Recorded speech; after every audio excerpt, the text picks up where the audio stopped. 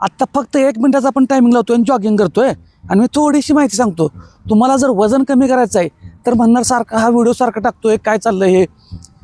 आपणाला जर घरगुती पद्धतीनं घरचंच खाऊन पोटभर घरचं खाऊन उपाशी न राहता कुठलेही प्रोडक्ट न खाता वजन कमी करायचं असेल तर दिवसभरामध्ये म्हणतोय जर आपण 500 कॅलरीज बर्न केल्या तर अंदाजे एका आठवड्यात 3500 म्हणजे 3500 कॅलरीज बर्न होणार आहेत, खर्च होणार आहेत.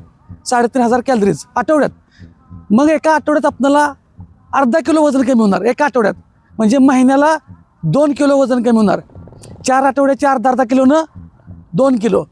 तेच जर आपण दिवसभरामध्ये थोडंसं आपली सातत्यानं स्ट्रेंथ वाढली की वेगवेगळ्या ॲक्टिव्हिटी केल्या की आठवड्याला म्हणजे दिवसाला 1000 कॅलरीज कशा बर्न होतील हे जर सुरू केलं तर 1000 कॅलरीज 7 दिवसात 7000 कॅलरीज म्हणजे अंदाजे 1 किलो एका आठवड्याला 1 किलो वजन कमी होणार आहे.